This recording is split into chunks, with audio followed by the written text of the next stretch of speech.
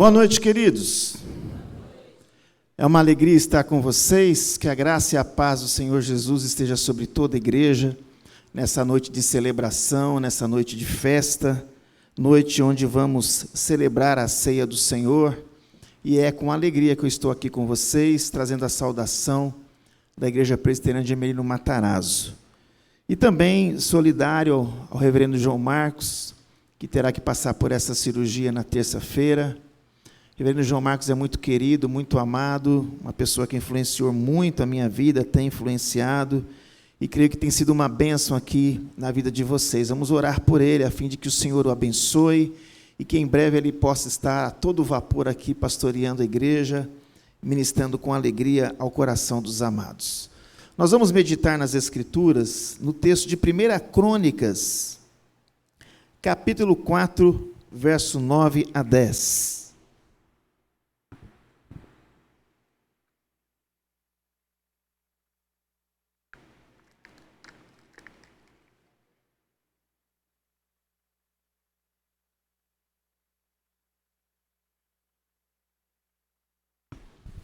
Primeira Crônicas, capítulo 4, do verso 9 até o verso 10.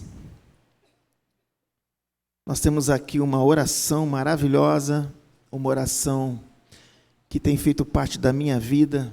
Diariamente eu faço essa oração, e essa oração é uma oração que pode abrir horizontes.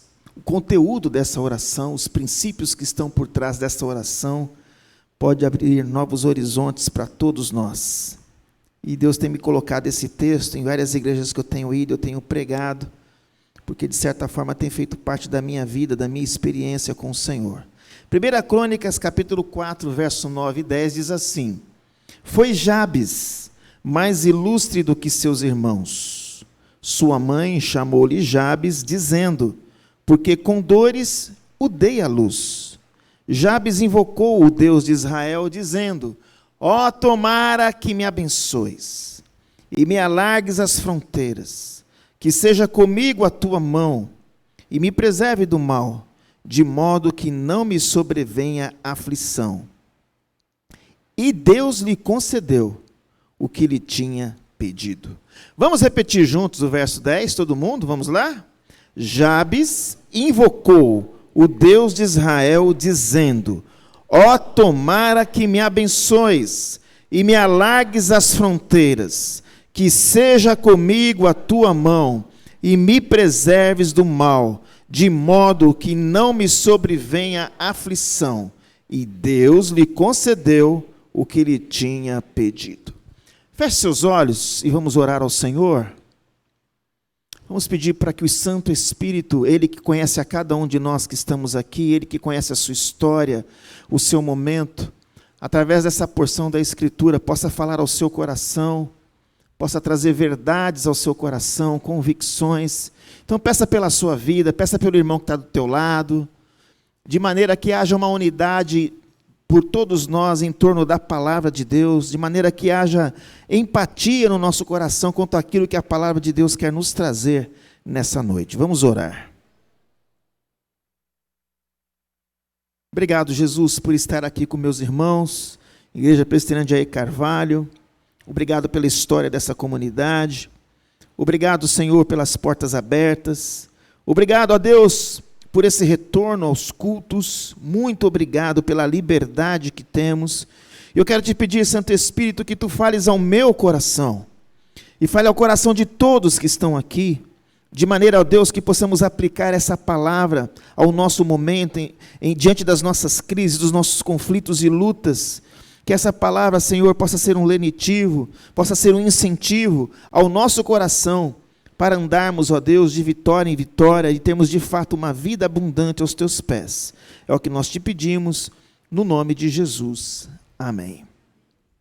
Jesus disse, queridos, que no mundo nós teríamos aflições, mas que tivéssemos bom ânimo. Por quê? Porque ele venceu o mundo. E de fato nós temos vivido muitas aflições. Esses 2 anos de pandemia foram 2 anos difíceis para todos nós. Nós vivemos uma crise sanitária e, consequentemente, uma crise também existencial, emocional, na vida de muitas pessoas, crise existencial, crise familiar.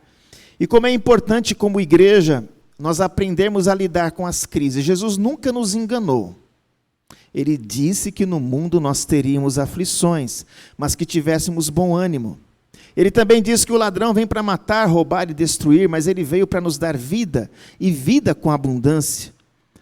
A felicidade, a alegria, o bem-estar, o ser bem-sucedido, tem várias bases bíblicas para esses valores. Esses valores de você ter uma vida vitoriosa, uma vida bem-sucedida, é algo que a Escritura está recheada de princípios e textos para cada um de nós. E hoje, diante das crises que nós vivemos, quando nós olhamos para a sociedade pós-moderna, a gente percebe que a sociedade que a gente vive é uma verdadeira selva, onde, infelizmente, às vezes prevalece a lei do mais forte, daquele que tem mais recursos, daquele que tem mais oportunidades. E nessa luta por sentido da vida, muitos não vão avançar por falta de oportunidade, muitos não vão avançar por falta de competência, muitos não vão avançar por falta de visão. E além disso, ao longo da vida, muitos de nós somos envolvidos por crenças limitantes, que minam os nossos sonhos, que minam as nossas realizações no campo físico, material, emocional, social, intelectual, relacional e até espiritual. Mas louvado seja Deus que o Evangelho de Jesus Cristo, ele nos ajuda a superar essas crenças militantes que muitas vezes nos envolvem. O Evangelho nos ajuda a ter vitória diante das lutas, das provas. Na verdade, como cristãos, quando nós passamos por lutas e tribulações, as lutas sempre servem como um pontapé para que a gente cresça, como um meio de a gente poder nos desenvolver diante da provação, adquirindo perseverança, adquirindo maturidade, adquirindo esperança. E o Evangelho também nos ajuda a viver acima da média. E viver acima da média vai exigir de nós um estilo de vida marcado por excelência. O Evangelho nos concede uma vida de excelência. E essa vida de excelência acontece, pinta no nosso caminho, quando nós buscamos o sublime. Quando, acima de tudo, a nossa confiança e o nosso sustento está nas mãos de Deus. Quando nós temos a confiança que esse Deus que servimos é um Deus que vê tudo. É um Deus que sente as nossas aflições, é um Deus que ouve, é um Deus que tem sentidos aguçados, e é um Deus que age, um Deus que intervém. Portanto, vida plena é possível para aqueles que conhecem o autor da vida, para aqueles que vivem pela fé, para aqueles que vivem da amizade de Deus e da cumplicidade de Deus. E o texto que nós lemos nos mostra uma oração cheia de ânimo, uma oração cheia de ânimo, cheia de expectativa. E no texto lido, se você ler o capítulo todo, nós vamos ver aqui uma descrição de uma vasta genealogia, que parece muito com aquelas antigas listas telefônicas, sabe? Um monte de nome. E no capítulo 1 ao capítulo 9 de 1 Crônica, são mais de 600 nomes. No capítulo 4, nós temos uma ampla descrição dos descendentes de Judá. Então, nesse texto vai aparecer nomes pessoais, nomes de clãs que são misturados com nomes geográficos. E nesta lista variada de nomes, nós temos pessoas que tiveram uma história. Aparece só um nome, nós não sabemos a história, mas com certeza essa pessoa teve uma história. Viveram alegrias, viveram tristezas, viveram promessas, desilusões, detalhes que o texto não mostra. Entretanto, surge um nome que se destaca na genealogia. Um nome que vem acompanhado de um comentário singular. Jabes, o mais ilustre dos seus irmãos, o mais ilustre dos seus contemporâneos. E este reconhecimento quanto a Jabes, nessa vasta genealogia, este reconhecimento é justificado diante de uma oração pessoal que ele faz, diante de uma oração corajosa, diante de uma oração contundente, confiante. E o nome Jabes é um nome interessante. O nome dele está atrelado à dor. Quando ele nasceu, a mãe dele colocou o nome dele de Jabes, porque com dores o concebeu. Isso vai acompanhar um pouco a marca da história de Jabes. E a oração dele é uma oração, como eu disse, simples, ousada, confiante, que vai produzir uma grande transformação ao longo da sua vida. Ele diz para Deus, a genealogia para falar de Jabes e falar da oração dele. E ele diz, tomara, Senhor, que tu me abençoes e me alargues as fronteiras, que sejas comigo a tua mão e me preserves do mal, de modo que não me sobrevenha aflição. Nós vemos aqui um enfoque sobre o seu desejo de expansão territorial, da bênção de Deus nos seus caminhos. E Deus respondeu. O texto registra que Deus respondeu, e Deus lhe concedeu o que ele tinha pedido.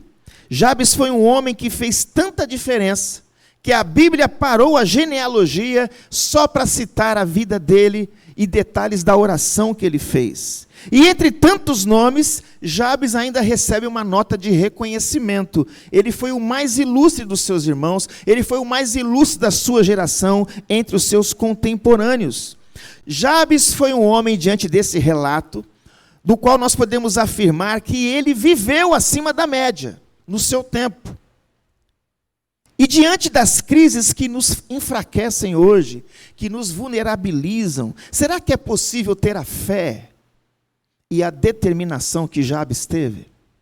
Será que nós podemos fazer essa oração simples, mas tão poderosa? Meus amados, nós vivemos hoje o desafio de viver uma vida plena, porque primeiramente o Evangelho nos dá essa condição. Jesus disse que quem cresce nele, do seu interior fluiriam rios de águas vivas. Ele disse que veio para nos dar vida e vida com abundância. Então é possível você ter uma vida de excelência, uma vida linda, uma vida que acima de tudo glorifique a Deus. E eu pergunto, o que Jabes fez de tão notável diante dos seus contemporâneos? O que o tornou tão ilustre?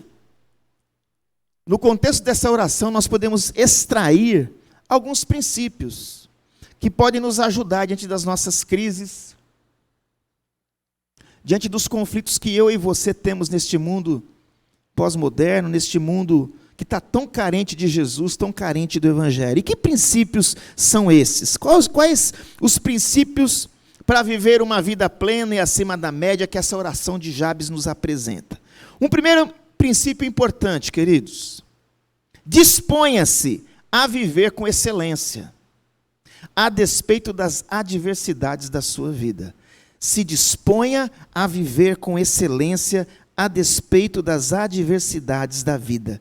O texto diz que foi Jabes mais ilustre que seus irmãos, e sua mãe lhe chamou Jabes, dizendo, porque com dores o dei à luz. É interessante que Jabes teve vários irmãos, cada um com as suas histórias, com as suas narrativas, e Jabes, especificamente no seu parto, produziu muita dor para sua mãe. Naquela época não tinha cesariana, foi difícil esse parto. Talvez até tenha sofrido de depressão pós-parto por causa do nome do garoto, por causa da dor.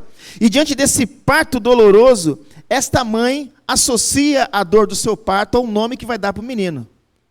E chama o menino de Doloroso. Já precisa você ter um nome assim? Seu nome será Doloroso. Ele recebe este nome. Doloroso, peso, aflição. Imagine talvez Jabes ter que carregar o estigma deste nome ao longo da sua vida. Jabes poderia carregar esse estigma parecido de certa forma com muitos personagens bíblicos, como por exemplo Jacó. Jacó, o usurpador, lembra de Jacó?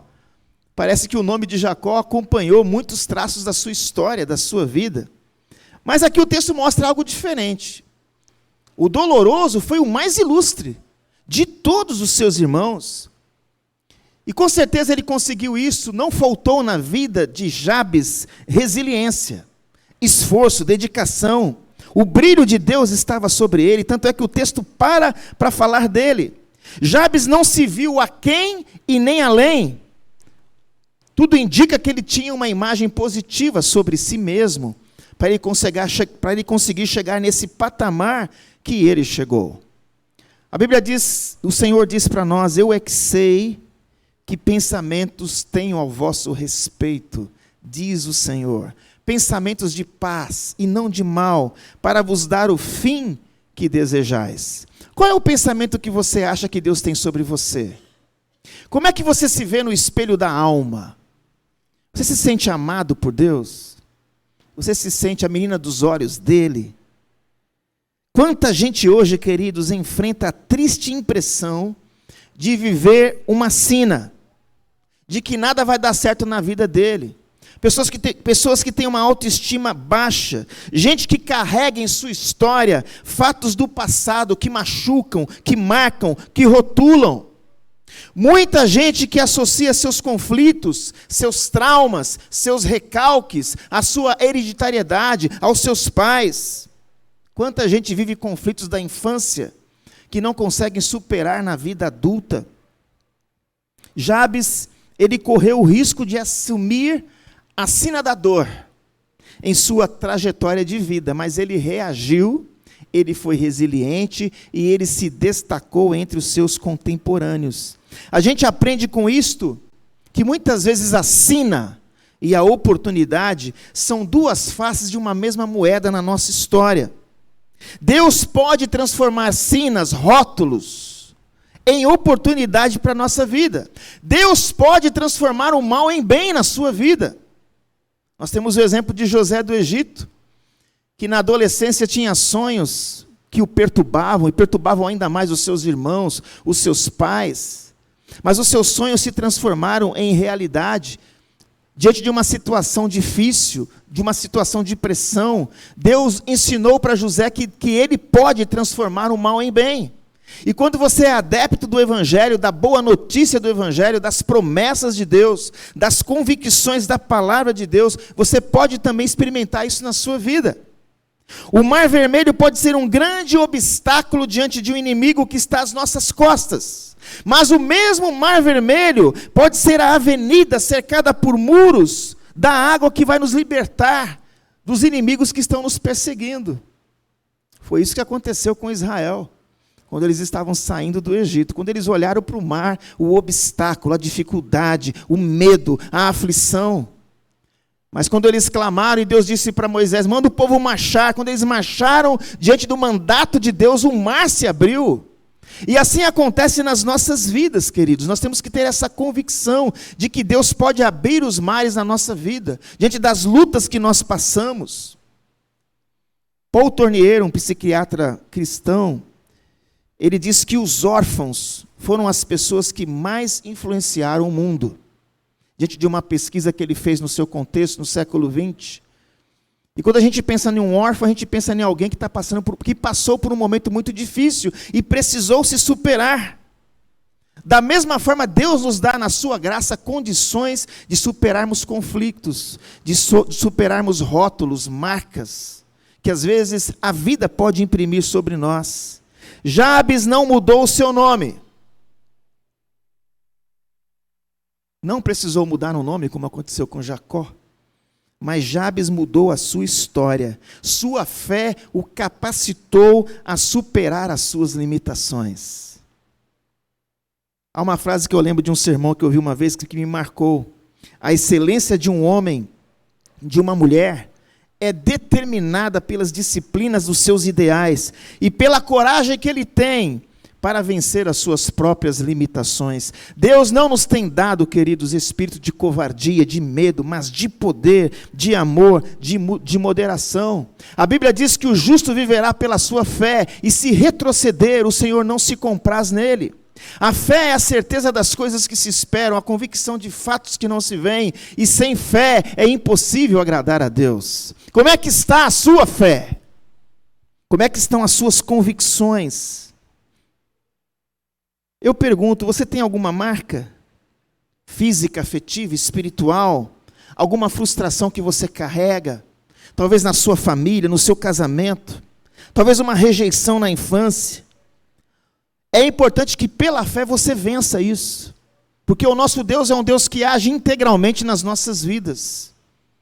Ele entregou seu filho para morrer na cruz, e ali na cruz, Jesus levou todas as nossas frustrações, todos os nossos pecados.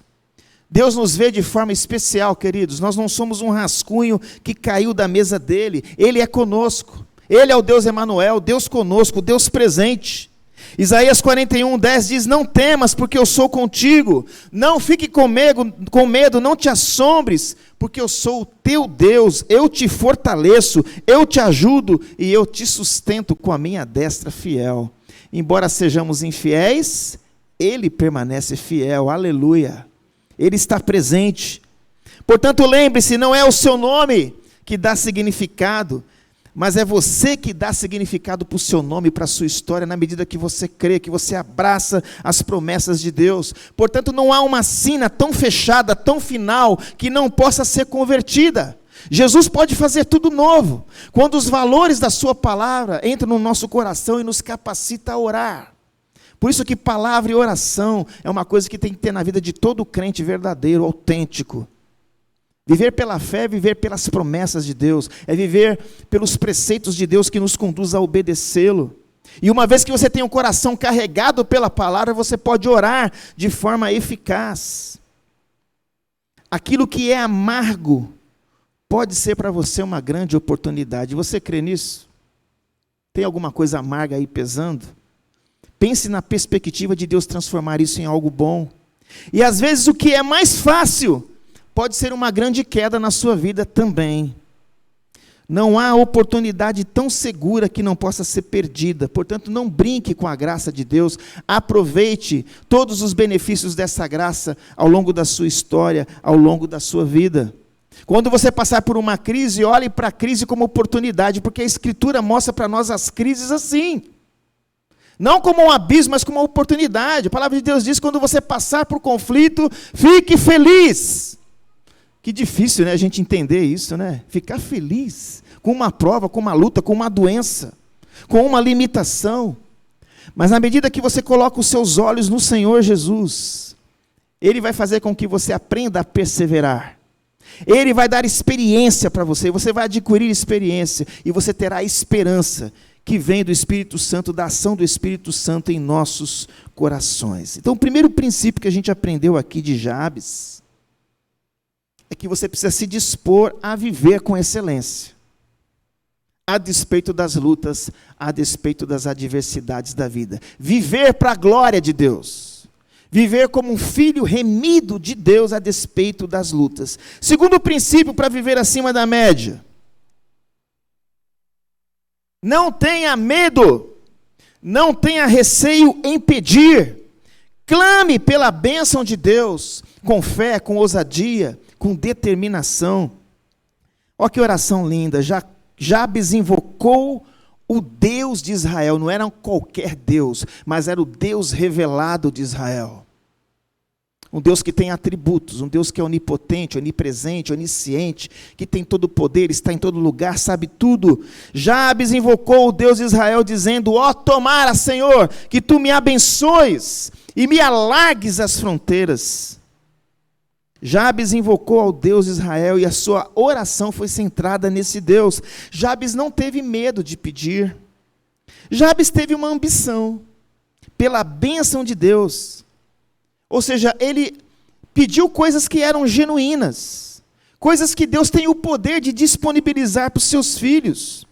Jabes queria a bênção de Deus. E é interessante olhar aqui para o contexto, que quando Canaã foi colonizada pelos israelitas, cada família recebia uma herança inicial das terras, e cabia a cada herdeiro ampliar as suas fronteiras. Com isto, Jabes queria mais espaço. Jabes queria mais influência, mais conquistas. Ele não ficou preso talvez ao seu passado, talvez a um nome. A Bíblia diz que a bênção do Senhor enriquece e nela não há desgosto. Por isso que é bom quando você é um filho fiel, um filho obediente. Quando você é um filho obediente, a despeito das lutas que você passar, Deus estará com você, porque Deus vela pela sua palavra para cumpri-la. Jabes demonstrou uma ambição saudável. Ele orou de acordo com a vontade de Deus. Talvez a gente se assuste com a palavra ambição, porque existe tanta ambição egoísta. A ambição pecaminosa envolve egoísmo, arrogância, materialismo, contendas, idolatria. Quanta gente pela sua ambição deixa Deus de lado. Jesus não é Senhor na sua vida. O nosso Deus, amados, não é um Deus carrasco, não é um Deus sádico. Deus se alegra com o bem-estar dos seus filhos. Você crê nisso? No bem-estar integral dos seus filhos. Diz o texto do Salmo 35, 27. Cantem de júbilo e se alegrem os que têm prazer na minha retidão. E digam sempre, glorificado seja o Senhor que se compraz na prosperidade do seu servo. O que eu estou dizendo aqui não é teologia da prosperidade, mas é a prosperidade bíblica, que não tem muito a ver, como as pessoas pensam, com quanto que você tem. Tem muita gente que tem muita coisa e é infeliz. Tem muita gente que tem muita coisa, mas não experimenta o gosto. A felicidade, na perspectiva de Deus, tem um laço muito íntimo com o temor a Deus, com o respeito a Deus, com a centralidade de Deus na sua vida, na sua história, na sua casa, na sua existência. Deus, na sua essência, queridos, diante dos seus atributos, Ele é misericordioso, Ele é compassivo, Ele é longânimo, Ele é extremamente gentil, Ele é bom. O seu Deus é um Deus assim? Ou o seu Deus, na sua perspectiva, é um Deus carrasco, que vai te pegar na esquina uma hora? Qual é a visão que você tem desse Deus? Mateus 7,11, Jesus nos ensina alguns princípios. Ele diz assim: ora, se vós que sois maus, sabeis dar boas dádivas aos vossos filhos, quanto mais vosso Pai que está nos céus dará boas coisas aos que lhe pedirem? Os papais e mamães que estão aqui, vocês querem o melhor para os seus filhos? Sim ou não? Todo mundo quer o melhor para os filhos. E nós fazemos tudo pelos filhos, damos a vida por eles. E Jesus está dizendo que nós somos maus. Ele está querendo que alguma ficha caia. Se vocês que são maus dão boas dádivas aos vossos filhos, imagine eu. Eu quero dar o melhor para vocês. Ou seja, Deus nos abre espaço para sonhar, para aspirar às coisas mais básicas, necessárias e alegres da vida. Olha só o que Tiago diz, Tiago 1,17, toda boa dádiva e todo dom perfeito são lá do alto, descendo do Pai das luzes, em quem não pode existir variação ou sombra de mudança. Tudo que a gente tem de bom nessa vida, nós temos que ter a consciência de que o Senhor nos deu. Por isso você tem que ser um bom administrador da sua vida, do seu tempo, dos seus bens, dos seus dons, dos seus talentos. Você deve fazer tudo para a glória de Deus, seja comer, seja beber, seja qualquer coisa fazer, faça tudo para a glória dEle. Jesus disse: pedi e dar-se-vos-á, buscai, batei, e abre-se-vos-á, pois todo o que pede recebe, o que busca encontra, e a quem bate, abre-se-lhe-á. É interessante essa sequência, pedir, buscar e bater. Eu tenho que estar com a minha mente alinhada a isso, as minhas emoções, os meus afetos, as minhas expectativas e a minha vontade alinhada a esse processo de querer uma bênção da parte de Deus com a sua aprovação. Nossa expansão terrena, meus amados, está ligada à nossa dependência e à nossa intimidade com Deus. O Salmo 37,4 diz: deleita-te do Senhor, agrada-te do Senhor, e Ele satisfará os desejos do teu coração. Quando você tem um coração adorador, quando você se alegra com a presença de Deus, pensa num pai que quer abençoar seus filhos, é o nosso Deus. Mas por que às vezes nós desconfiamos disso? Diz o Salmo 84,11, porque o Senhor Deus é sol. Pensa no sol. Porque o nosso Deus, o Senhor Deus é sol e escudo, e o Senhor dá graça e glória, e nenhum bem sonega aos que andam retamente. Mais do que nunca nós precisamos pensar numa vida de obediência. E não é uma obediência meramente comportamental, marcada por regrinhas, por legalismos, por moralismos, mas é marcada por dependência e intimidade com Deus. Como nós precisamos, de fato, meus queridos, ter essa intimidade com Ele. Deus tem prazer de abençoar aqueles que são íntimos dEle. Que princípios podem nos fazer ilustres? iluminados e abençoados por Deus. Primeiramente, o exercício da nossa fé nas promessas de Deus, a nossa obediência a Deus, e vivendo sempre para a glória de Deus. Porque se você viver para a glória de Deus, você vai viver com muito ou com pouco. Ele será Senhor da sua vida. Como eu disse, Jesus afirmou que quem crer nele, como diz as Escrituras, do seu interior fluirão rios de água viva. Ele veio para nos dar vida e vida com abundância. Jesus disse: não foi vocês que me escolheram. Pelo contrário, eu escolhi vocês. Escolhi a vós outros e vos designeis para que vades e deis fruto, e o vosso fruto permaneça, a fim de que tudo quanto pedides ao Pai em meu nome, Ele vô-lo conceda.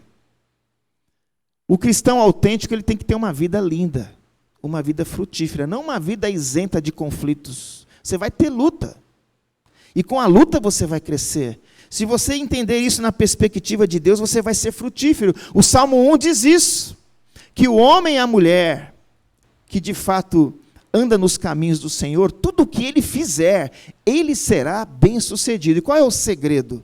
O segredo é que ele não anda na trajetória do pecado, ele não anda no conselho dos ímpios, ele não se detém no caminho dos pecadores, ele não se assenta na roda dos escarnecedores. Antes, o seu prazer, não a sua obrigação, está na lei do Senhor, e nessa lei ele medita de dia e de noite. Uma paráfrase do Salmo 1 é Jeremias, capítulo 17, que diz que a folha deste homem, dessa mulher, não murcha, e no tempo de sequidão não deixa de dar fruto. Você se vê como uma árvore assim? Nos momentos que nós estamos vivendo hoje? Meus queridos, os desafios da vida nos ajudam a crescer. Eu me lembro de Abraão. Diante de uma longa espera. Abraão olha para as estrelas. Assim será a sua descendência. Ele tinha 75 anos quando Deus falou isso com ele. Até que o menino nascesse, demorou quanto tempo, gente? 25 anos. E quando a Sara ficou sabendo, deu risada. E o moleque se chamou Riso, Isaac. Mas a promessa se concretizou na vida deles, a despeito das lutas. 3 grandes erros que podem nos impedir de sonhar e de crescer. Primeiro, não confunda humildade com medo. Não confunda a humildade com medo. Eu nunca vou conseguir fazer isto. Isso não é para mim. Você precisa de dependência de Deus, da direção de Deus, do discernimento de Deus nas escolhas que você vai fazer. Adolescentes e jovens que estão aqui, preste atenção nisso. Outra coisa, não confunda contentamento com preguiça. Não se acomode. Seja diligente, seja esforçado, viva contente, a despeito da situação, que a sua vida seja de fato um culto de louvor a Deus, onde você aprenda a agradecer e fazer da gratidão algo pertinente ao seu estilo de vida, à sua maneira de viver. Quanta gente hoje anda para trás, porque só reclama, porque só murmura. Não confunda reducionismo, pensar pequeno, com espiritualidade. Você pode pensar grande dentro das promessas de Deus e dentro da direção do Espírito Santo na sua vida. Isaías 54, verso 2 diz: amplia o lugar da tua tenda, e as cortinas das tuas habitações se estendam, não em peças, alonga as tuas cordas, e firma bem as tuas estacas. Quando você é um cristão que vive para a glória de Deus, quando você entende que Jesus Cristo é Senhor, quando você é um mordomo de Cristo, você vai planejar a sua vida para a glória de Deus. Você tem essa expectativa? O curso que você está fazendo na faculdade, você está visando a glória de Deus? O teu trabalho, a tua empresa, você visa o sorriso de Deus, a glória de Deus? Este é o segredo, para que você tenha a bênção de Deus. Portanto, esse segundo princípio aqui é importante. Não tenha receio em pedir. Clame pela bênção de Deus, com fé, com ousadia. Ande com Jesus, seja íntimo dele. Busque a sua amizade. Um terceiro princípio, queridos, para viver acima da média: conte com a poderosa mão de Deus, te preservando, te guardando. Ah, tomara que me abençoes. e me alargues as fronteiras. Que sejas comigo a tua mão, e me preserve, Senhor, do mal, de modo que não me sobrevenha aflição. Seja a tua mão comigo. O que você entende da mão de Deus? Às vezes tem pessoas que crescem com a ideia, cuidado com a mão de Deus. A gente sempre ouviu isso, né, quando criança, né? Mas tem a perspectiva da mão de Deus, da sua bênção, da sua direção. A destra de Deus, a direita de Deus. Jabes queria a presença de Deus com ele. Que sejas comigo a tua mão, Senhor, a tua direção. E essa é uma oração que Deus gosta de responder. Jabes não queria apenas as bênçãos de Deus, ele queria sobretudo o Deus das bênçãos. Aí é que é a grande diferença.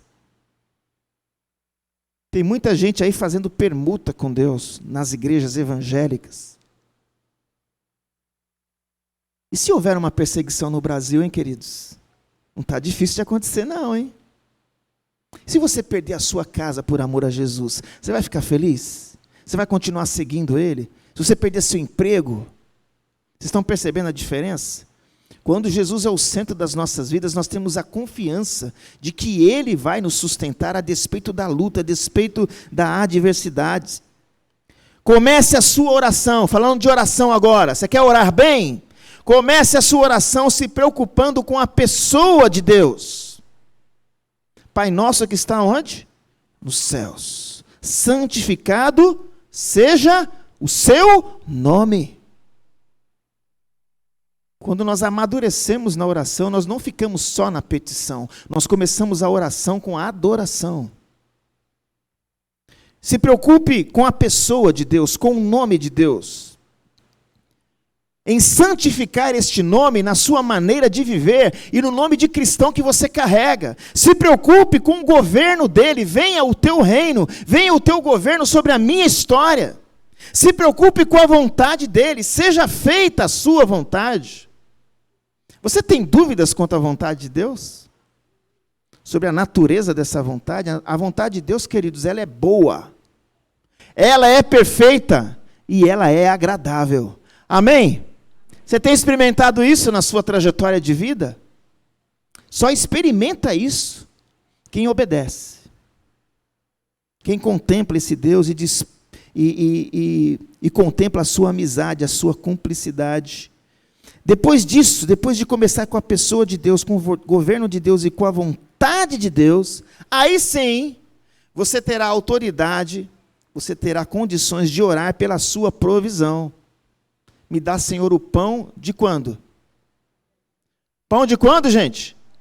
De cada dia. E às vezes Deus deixa o pão na sua geladeira para a semana toda, para o mês todo. Olha como Ele é bom. O pão de cada dia nos dá hoje. Quando nós começamos com Deus, Ele vai depois nos ajudar na nossa provisão. Ele vai nos abençoar no perdão. Porque o perdão é concedido para nós e a qualidade de vida, relacionalmente falando, ela é concedida para nós quando nós abrimos o nosso coração para perdoar pessoas. Tem muita gente que também não anda, freio de mão puxado na vida porque não perdoa. E Jesus é radical, não perdoa você se você não perdoar o seu irmão. Você não poderá participar dessa ceia sem essa convicção de que Jesus levou todos os seus pecados na cruz, pagou a sua dívida, e se alguém está te devendo algo menor, você tem que perdoar. Quando você ora certo, de forma correta, você também poderá orar pela proteção de Deus. Não me deixe cair em tentação, mas me livre do mal. Você quer a presença de Deus nos seus empreendimentos? Você tem orado por isso? Queridos, na nossa vida tudo é espiritual. A espiritualidade não é departamentalizada na nossa vida. É que nem um disco rígido de computador, você põe um monte de arquivo lá, Deus é o disco todo.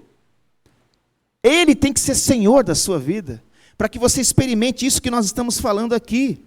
Você quer a presença de Deus nos seus empreendimentos? Você ora, você anseia por isso. Moisés disse para o Senhor, se a tua presença não vai comigo, Senhor, não me faça subir deste lugar. Faça isso quando você for fazer um negócio, quando você for escolher um curso. Qualquer coisa que você for fazer, faça tudo visando a glória de Deus, como um bom mordomo de Cristo, como um bom administrador das bênçãos que Ele nos dá. Até quando você errar, deseje a mão de Deus, a disciplina de Deus. E eu gosto de Davi por causa disso. Davi, o homem segundo o coração de Deus, em um momento que ele levantou o censo, ele desagradou o coração de Deus, e Deus disse para ele: escolhe, vou te dar 3 castigos. Ele não escolheu nenhum, ele falou: que eu caia nas tuas mãos, porque é melhor cair nas mãos de Deus do que na mão dos homens. Aleluia! Nós temos que ter essa consciência, que mesmo quando a gente cair e quebrar a cara, reconheça que você caiu. Porque uma das coisas que Deus honra é quando você tem um coração quebrantado e contrito, quando você não esconde, quando você que não fica terceirizando as suas responsabilidades, os seus erros, os seus pecados. Seja a tua mão comigo. Quanta coisa tem a ver a presença desta mão poderosa de Deus em nós. Me preserve do mal, é a oração de Jabes, de modo que não me sobrevenha aflição, de sorte que não me sobrevenha dor. A mão de Deus, queridos, é a nossa maior proteção contra o mal. E o segredo é confiar em Deus. Mesmo que você tenha que passar pela dor e pelo sofrimento, como aconteceu com Jó. Jó tinha um senso de autojustiça muito aguçado. Nós veneramos Jó, né? Mas Jó tinha esse pecado, ele se achava o cara. E até que, quando ele faz um monte de perguntas muito interessantes, perguntas humanas para Deus, e Deus se revela para ele num redemoinho, quando Deus começa a falar quem ele é, Jó abaixa a bola, Jó tem o seu coração quebrantado, e Jó entende a pedagogia de Deus diante da sua dor. Eu te conhecia só de ouvir falar, mas agora os meus olhos te veem, por isso me abomino no pó e na cinza. Bem sei que tudo podes e nenhum dos teus planos pode ser frustrado. Você tem essa consciência? Pela fé. Eu fico imaginando José, 13 anos numa masmorra. E aí, Deus, você me abandonou, hein? Mas Deus o surpreendeu. Dessa história de José, uma das partes mais lindas é quando o faraó tem o sonho. Aí o rapaz estava na cadeia lá, né? O copeiro. Lembra do José. Ah, tem um rapaz lá que sonhava, que inclusive sonhou que o Senhor ia me dar graça. Chama ele. Ele fez a barba, se vestiu, se banhou. E depois que Faraó fala do sonho, José dá a interpretação. E ainda José, com muita humildade, diz: vê alguém aí que possa ser o administrador. Faraó diz: será que tem homem melhor que esse aqui, gente? E eu fico imaginando, queridos, o susto, o impacto que foi na vida de José, quando o faraó disse: a partir de hoje você será o segundo no meu reino. Esse Deus é tremendo, não é não, queridos? Como é bom ter experiência com esse Deus. Você tem tido experiência com Ele? Experiência de vitórias com Ele? Ah, Senhor, me preserva do mal, de modo que não me sobrevenha a aflição. Mas eu acrescento, mesmo que a aflição vier, Deus estará conosco, porque Ele é o nosso Deus Emanuel, Ele é o Deus que é socorro bem presente na hora da angústia, Ele que é refúgio e fortaleza. Amém, queridos? Você tem servido esse Deus assim, com essa confiança, com essa dedicação? A Bíblia diz: sujeitai-vos, portanto, a Deus, mas resisti ao diabo, e ele fugirá de vós. É importante se submeter a Deus incondicionalmente. E isso é uma questão de fé. Jesus disse: será que quando eu voltar eu vou encontrar fé? Richard Foster, no livro Celebração da Disciplina, ele diz que a maldição do nosso tempo é a superficialidade. Como é que você se vê como cristão? Você se vê raso? Ou você quer águas mais profundas? Você quer mais intimidade com Deus? Você tem fome deste Deus? De ter experiência com esse Deus transcendente, poderoso, que age? Por isso não vale a pena apenas bater o cartão na igreja, irmão. É preciso ter experiência com Jesus. A partir de uma experiência de novo nascimento, de regeneração e de santidade de vida. E concluindo, queridos, para que você tenha uma vida acima da média, esteja certo da vitória. Isso não é triunfalismo não, isso é bíblico. A Bíblia diz que em Cristo Jesus nós somos o quê? Vencedores? Nós somos o quê? Mais que vencedores, por meio daquele que nos amou. E Paulo vai dizer, porque eu estou bem certo que nem morte, nem angústia, nem tribulação, nem principados, nem potestades, absolutamente nada poderá nos separar do amor de Deus que está em Cristo Jesus, nosso Senhor. E voltando para o Jabes aqui, diz o texto que Deus lhe concedeu o que ele tinha pedido. Ele foi vitorioso, o doloroso. Ele se destacou entre os seus irmãos, entre os seus contemporâneos. A exemplo de Jabes, amados, nossas orações devem ser genuínas e transparentes. Como nós precisamos explorar essa universidade chamada oração. Você já se matriculou nela? Quanto tempo você gasta numa televisão, em um computador, em um celular? Nas mídias sociais? Quanto tempo você investe lendo as Escrituras e falando com Deus? Tendo uma entrevista com o Criador do Universo. Desfrutando do véu que se rasgou, do livre acesso. Você entende o que eu estou falando? O véu que separava já não separa mais. Às vezes nós cantamos isso, mas isso não é expressão viva do que nós vivemos. Como é que está a tua busca por esse Deus? A palavra de Deus diz no Salmo 66, verso 18, se eu no coração contemplasse a vaidade, o Senhor não me teria ouvido, entretanto Deus tem me ouvido e me tem atendido a voz da oração. Bendito seja Deus que não me rejeita a oração e nem aparta de mim a sua graça. Como é que tem sido a sua experiência com Deus, com a oração?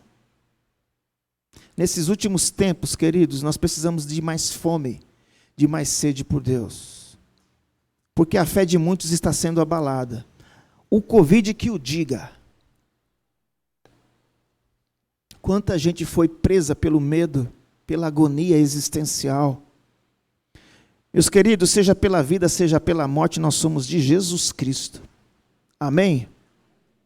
E ao comer desse pão e beber desse cálice nessa noite, nós vamos estar anunciando a sua morte até que ele volte. Aleluia, Maranata. Essa tem que ser a convicção do cristão. Portanto, concluindo, viva com excelência. Viver com excelência é viver para a glória de Deus. É brilhar para a glória de Deus. Seja ilustre para a glória de Deus. Seja o melhor aluno para a glória de Deus. Seja o melhor profissional na sua empresa para a glória de Deus. E aí vai, eu poderia colocar uma série de coisas aqui. Peça para Deus dentro dessa perspectiva. Faça os seus pedidos sem medo, sem receio. Clame pela bênção de Deus com coragem, com ousadia. Conte com a poderosa mão de Deus para guiar a sua vida. E esteja certo de que se você orar de acordo com a vontade dEle, para a glória dEle, Ele vai te conceder aquilo que você pedir. Amém? Vamos orar? Feche seus olhos.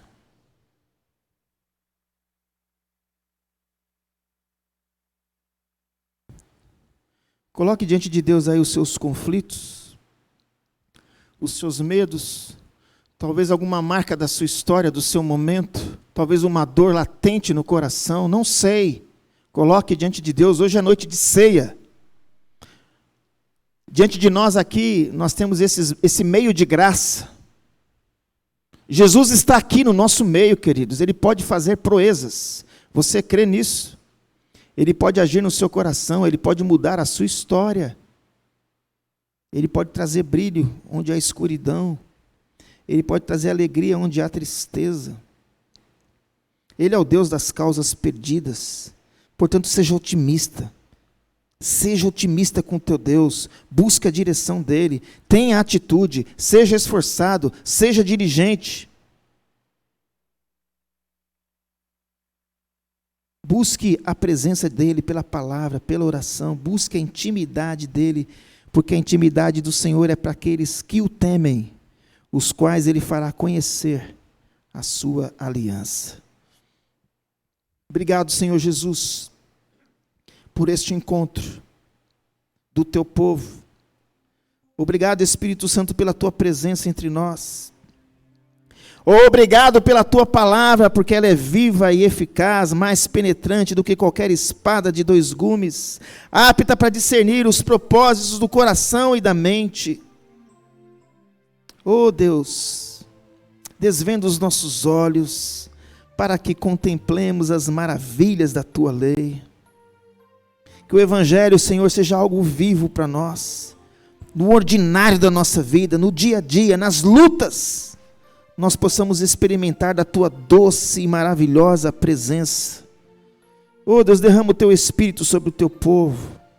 Se tem alguém aqui nesse lugar que ainda não teve uma experiência com Jesus, que não nasceu de novo, que não se converteu, que tem uma vida triste, medíocre, para trás, que essa possa ser uma noite de salvação, de entrega.